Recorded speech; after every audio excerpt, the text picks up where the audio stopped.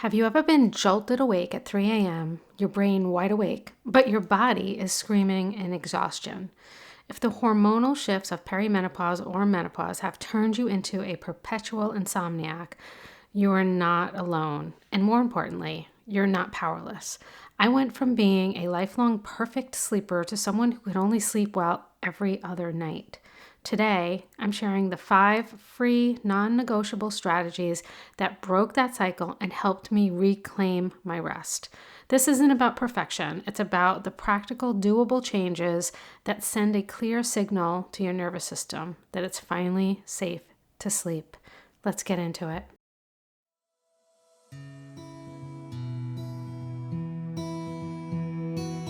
You're listening to the Soul Aligned Self-Care Podcast. I'm your host, Tina Stinson, and I had a stroke at the age of 39 from stress and burnout that shook my world.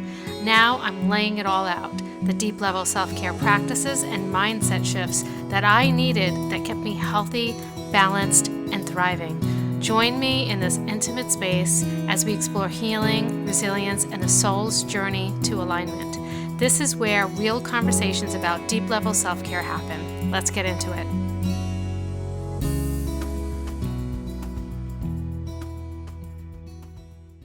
Hey guys, welcome back to the Soul Aligned Self-Care Podcast. Today we are talking about how to sleep better, specifically from my menopausal point of view, but not all these things that I'm going to talk about today. And I'm going to give you 5 different things that have worked for me and for others.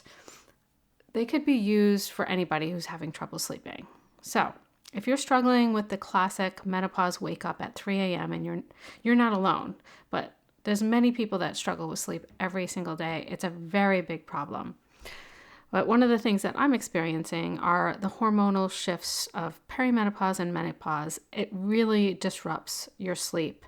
And so I had to really dig deep and see what works. And I'm going to share those things with you today. So it usually goes like this for me. I sleep great one night, and then the next night I'll fall asleep. I'll be tired. I feel tired and I fall asleep. But then I wake up usually around 3 or 4, but sometimes even as early as like 11:30. I'll go to bed at like 9 or something because I'm so tired. I'll wake up at 11:30 thinking it's like 5. And I'm like, oh my God, it's only 11:30. And then I struggle for the rest of the night.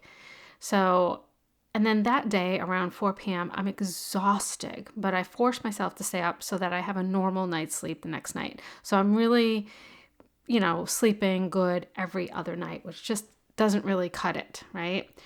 And so I've really had to work on this. And I've been searching for a doctor to help me with the hormones. And now that I'm in a new city and this is more available to me, I'm assuming that I'm going to find this. So I'll keep you posted as I work towards that. But right now, these are the things that you could do for yourself, by yourself, that are free. Okay. So these are very, very helpful because this cycle that I'm on right now, I can't sustain this. I don't think anybody really can sustain a terrible sleep cycle for too long.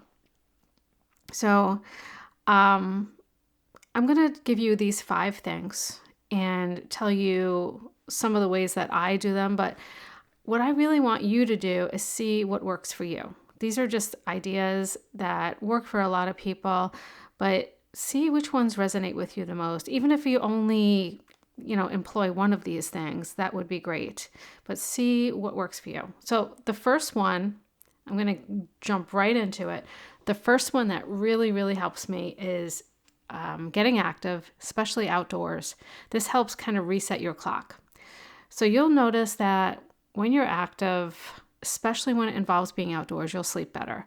Exercise increases your body's need for rest. It depletes your energy, raises your body temperature, and it creates like micro tears in your muscles. So this makes you physically tired and it gives your body like a clear, urgent job to do during the sleep. Rest, repair, and recover.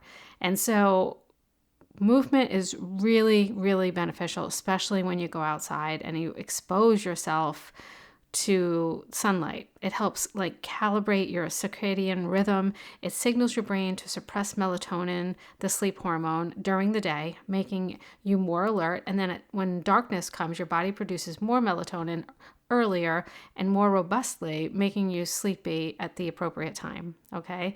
So it's like a double dose of help for your sleep doing your exercise outdoors.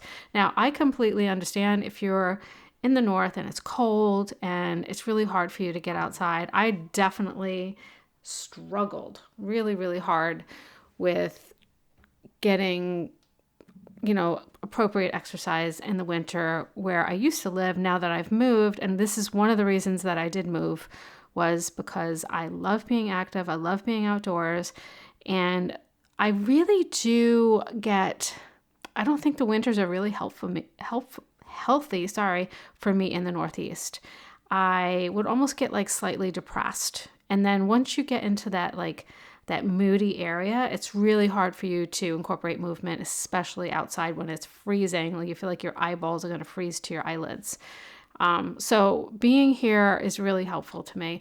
But another thing that I did when I was living where it was really cold was I got a walking pad so I could walk indoors. And one of my favorite things to do, I love sharing this because it was a lot of fun, was to go on YouTube, and they have these people that make these videos where they walk and they run like all over the world. So I pick like some place that I always wanted to go. Like, so say you want to go to Italy or whatever, and you pick a town in Italy, you go on YouTube and you can find a walking tour of that town. And I would turn the sound off on the TV and sometimes even listen to music and just watch. Sometimes it depends on the creator that's doing the video. Some of them are really good. Some of them, it's just the background noise of the town, and that might be something that you like because you feel like you're there. But this was a really, really cool way to take my brain out of that winter, seasonal depression kind of feeling. And so that really helped me move. I wasn't outdoors, but it helped me move and walk more. And I really, really enjoyed seeing all the different towns. Very interesting, actually. Okay, so that's number one. Get active. This just really helps you sleep better. I noticed that the days that I'm the most active are the days that I sleep the best. Okay, number two, support your health and your nervous system daily. So while the outdoor activity and the exercise both help support your nervous system and your health, there are so many other ways that you could do this on the daily. And I'm going to give you a few that I kind of incorporate into my life almost every day, if not every day, a couple of times a week. Okay. The first is meditation and breath work. I love doing guided meditations and breath work, but very recently I started just setting a timer on my phone and closing my eyes and guiding myself back to my breath. And then afterwards I journal, and I love doing this. You don't have to do it long either. You could set a timer on your phone for 5, 10, 15 minutes, whatever you want to start with. If it's new to you, start with 5 minutes. But I find this really grounding, and it helps me connect with myself, which is something that we need. A lot of people never take the time to connect with themselves in a week, let alone every single day. So doing this 5-minute exercise every single day can really support your nervous system and your health.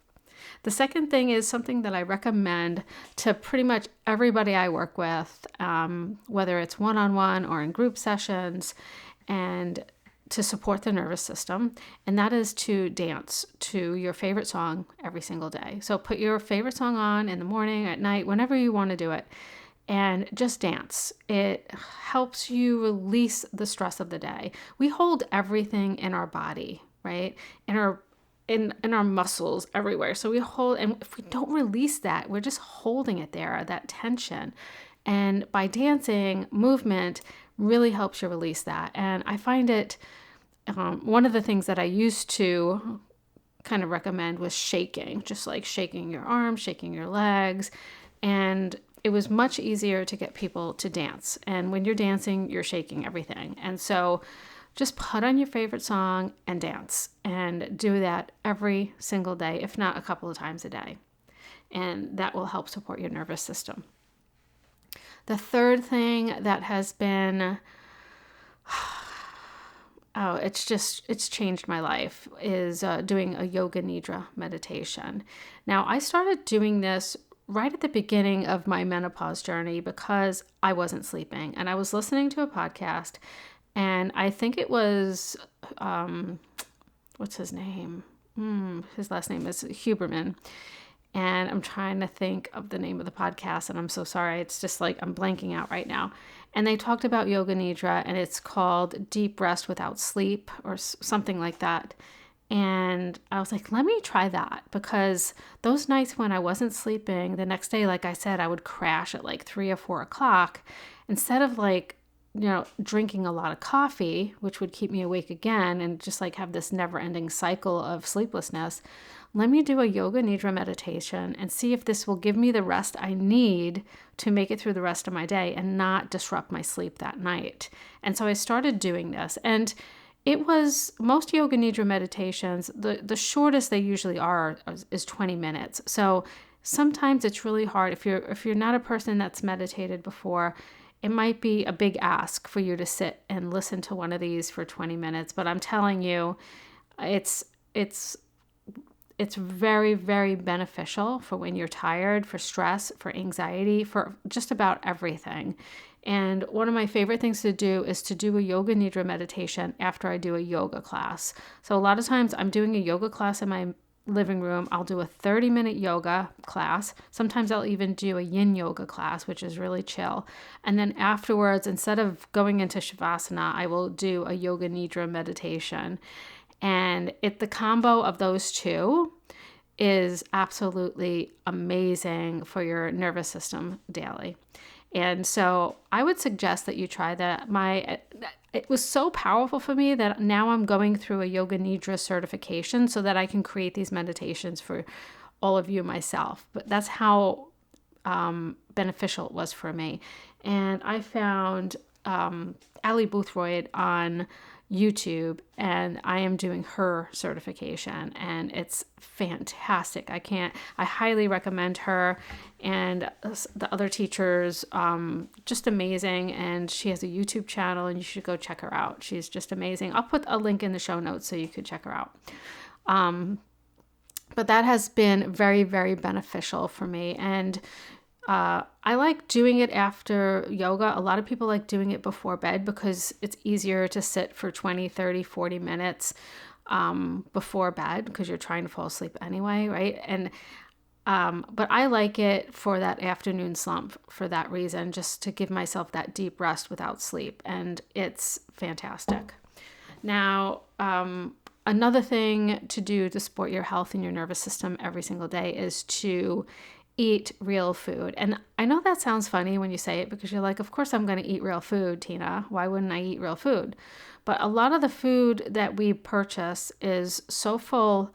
It's so, oh my God, it's just so processed that it's really not food, right? And I think we're all aware of this now, that in the United States that our food system is really hurting right now. And you have to be very intentional to eat healthy, like very intentional, which really, really sucks because it just makes it a little more work and harder to do. But if you simply think of it as eating food with limited ingredients, it's a lot easier. So when you go to the food store, you're shopping on the outer edge of the food store for like the veggies, and if you eat meat, the meat and the fish. I don't eat meat and fish. I'm vegetarian, or dairy. So all those fresh foods that have limited ingredients. So like the apple, there's no ingredients. A sweet potato, there's no ingredients. Like just think of it that way. Pasta should have just 2 ingredients. So start reading the labels and buying and eating and preparing food that's real. So when you're eating real food, you automatically remove the added sugar and the chemicals, right? So instead of focusing on taking the sugar out of all your food or taking all the preservatives and chemicals out of your food, all you have to do is focus on eating real food. So instead of focusing on removing, just focus on adding the things that are real, limited ingredients, okay? Because when you also do this, not only you're removing the added sugar and salts and chemicals, but you're also adding nutrients to the body, antioxidants. And these are things that your body needs to sleep better. For example, if you have a magnesium deficiency, that could interrupt your sleep. There's so many things that disrupt our sleep. So by eating well, and I always say don't get too serious about it. Like I don't eat perfectly all the time. I always try to focus on an 80-20 thing. So 80% of the time I'm eating really, really well. And then 20% of the time I'm allowing myself to have fun and eat crap sometimes. You know what I'm saying?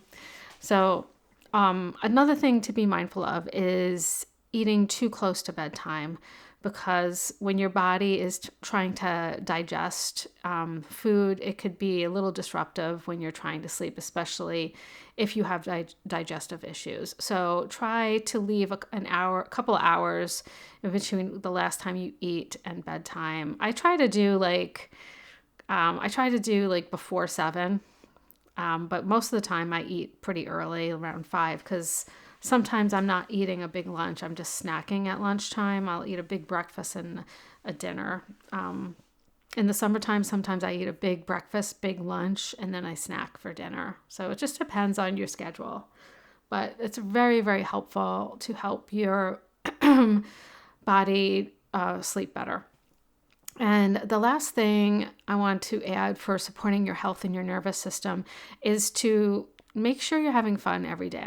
Add joy into your life every single day. Don't just save it up for the weekend. I know this sounds like it's too simple to make a difference, but having fun every single day is something every human being needs. And it's not something to say, okay, everything's going to be shitty until I hit the weekend, and then when I hit the weekend, I'm going to have fun. Be sure you're adding something every single day that lights you up just a little bit. It doesn't have to be anything big, just something you enjoy. Now, okay, moving on to number 3. This one, everyone's going to hate me for, but it's just so true. And it not only did this have an amazing effect on my sleep, but on my anxiety levels. Okay, so that's another thing that can go up as you go through menopause. Just because of your loss of estrogen, your anxiety levels can get a lot worse. And this is definitely one of the symptoms I noticed. It was one of the first symptoms I noticed, but I didn't know it was from my hormonal changes. I just thought something was going on and I didn't know what. So track your caffeine and how it affects you. Okay, so as we age, our liver metabolizes caffeine more slowly. And this is why I used to be able to have coffee at 8 p.m. or even right before I slept. But now that keeps me up. I can't do that anymore. I could have coffee. I swear to God, I could have coffee right before bed and sleep fine. I also want to add on before, I should have did this at the beginning of the podcast, but I never had trouble sleeping. I was the type of person who slept perfectly my entire life. This is the first time in my life I'm having trouble sleeping. So it's hitting me hard, okay? But now I stop my caffeine at 3 p.m. the latest. Otherwise, it'll keep me up. That's just how it is. And I know we think it's really funny how older people don't drink coffee late, but it's science. That's just, your body is handling caffeine differently. Also, every person handles caffeine differently. Everybody metabolizes it differently. So that's why I said track your caffeine and how it affects you, because everybody is different. What works for me might not work for you. You might need to stop drinking coffee at 12, or maybe you can have a cup of coffee after dinner. Everybody's different. So I love my morning coffee. I love coffee, period. So I always want more than 1 cup. So what I did was I switched to half calf, just so that I could still have my 2 cups in the morning, because that was my routine.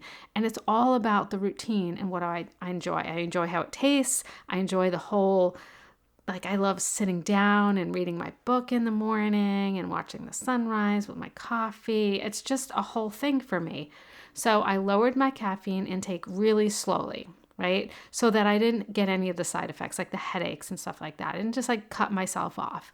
And so when I make my coffee in the morning, I have 2 things of coffee. I have my decaf and I have my regular, and I just mix it myself. Now, if you go to a coffee shop every morning, they could do this for you too.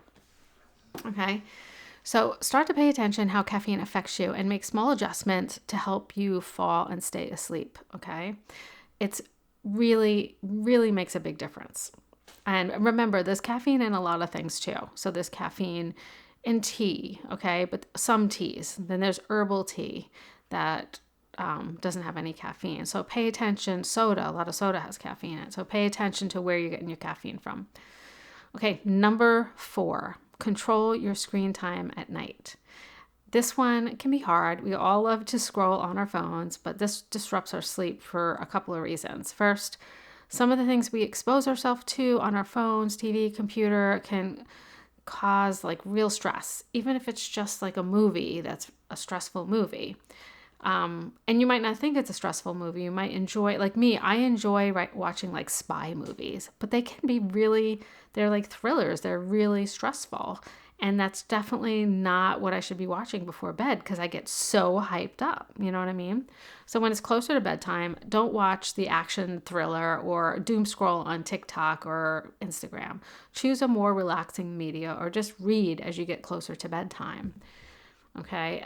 This has helped me a lot, and I'm going to be honest with you. I don't always stick with it. It's when I think of it and I do it, it works. It's something, sometimes I just don't want to give up everything. And that's what I mean by when I'm giving you these 5 things, you don't need to do all of them. You could do all of them if you're really struggling, but pick 1 or 2 and test it, see if it works for you, and if it doesn't work, try something else.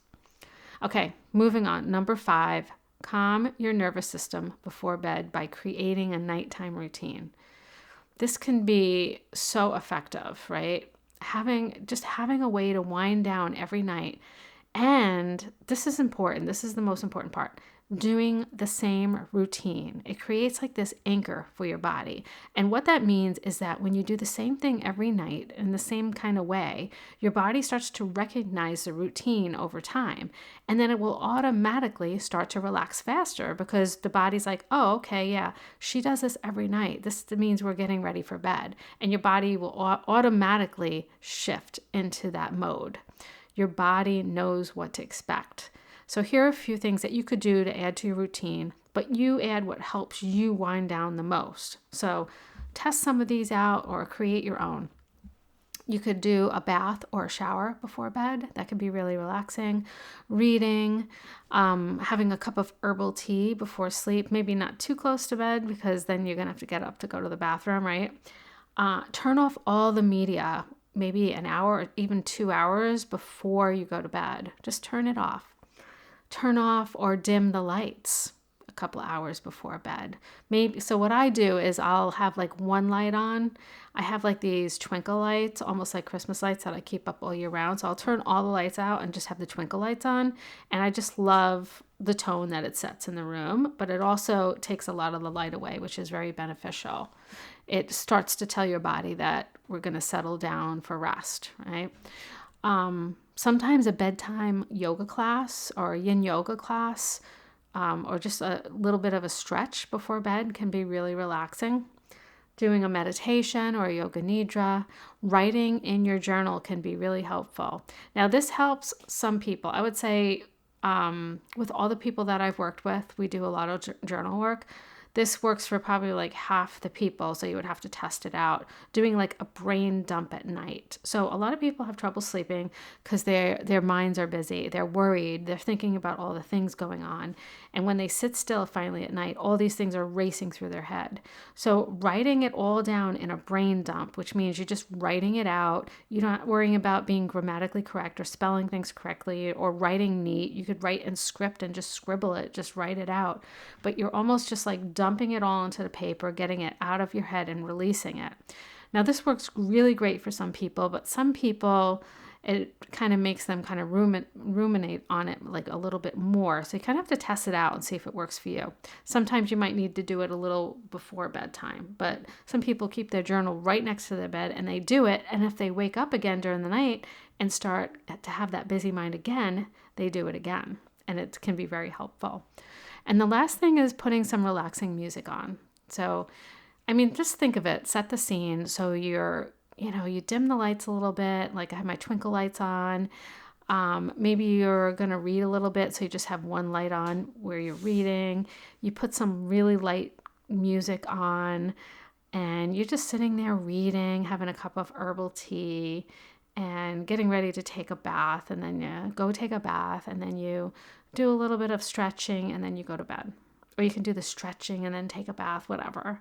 But just think of like, it doesn't have to be really long. That can all be just like 1 hour right there. A nice, relaxing end of the day. So these are just a few ideas. Find a few you like, or just create your own, but create that magical routine for you, that anchor that your body knows that, okay, it's time for us to wind down.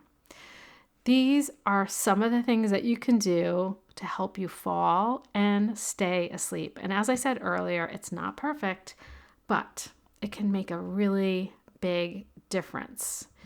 The last thing that I would recommend is, and I'm going to do this for myself, I usually do it every year, is that when you go see your doctor, check for nutritional deficiencies. Check your magnesium, your vitamin D, your B12.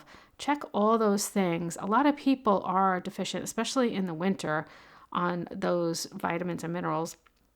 And it's really important to know this and to start taking vitamins if needed. And if you're like me and you're going through some hormonal changes, see if there's anything you could do to help there. Talk to your doctor about it. Find a specialist. Now, this is something that was really hard for me to do where I used to live. I lived in a very rural area. I used to call it a healthcare system desert. It really was. It really was. And one of the things I used to think to myself is the reason there's no doctors here is because nobody wants to live here because it's so, rural. But now that has changed, and I'm going to seek out this help for myself. I'll keep you posted. Maybe I'll do a podcast on it. But do your best also to, in the meantime, you have control. Take the reins. These are free things that you could do for yourself. Do your best to incorporate these 5 things into your life daily. Pick the ones you like and add them in. Okay, guys, I wish you all a very happy, pleasant, wonderful night's sleep. I hope this helps. Now, I just want to let you know, next week I'll be releasing a new sleep meditation. It's going to be on my YouTube channel. So I'll put a link in the show notes so that you could visit the YouTube channel and subscribe so you don't miss it. It's going to lead you into a deep sleep. There's going to be some breath work, some meditation, some affirmations, and some sleep music. And it's going to be a total of 2 hours long. So it should be really helpful to ease you into sleep. And that's going to be released most likely next week. So definitely go to my channel and subscribe so you don't miss it. And then also another thing that you could use is the Calm Vibes roller that I sell through my skincare business, Soul Aligned Infusions. And I have a bunch of different essential oil rollers that you could use for different situations. I have a calm one, I have a focus, I have a stress relief one. I have a whole bunch, and the calm one is perfect for bedtime. You keep it right on your bedside table and just like roll it on. It's such a pleasant scent, very lavender heavy, but really beautiful. So I'll leave all those things in the show notes so you can check them out if you want, but incorporate as much as you can to make yourself as comfortable as possible. Okay, guys, I love you. I'll see you next week. Bye. Thank you so much for spending this time with me today. If you enjoyed this episode, be sure to subscribe so you never miss a new one. And if you're listening on Apple Podcasts, I'd love it if you could leave a review. It helps get the show in front of more people who might need this type of support. And if you're ready to take your everyday self-care even deeper, come join us inside the Soul Aligned Life Patreon. Every week, you'll get new self-care practices and tools to help reduce stress and overwhelm. Plus, we do a monthly reset to keep you aligned and supported always. You'll find the link in the show notes, and I'd love to see you there. Until next time, be sure to take good care of yourself. Love you. Bye.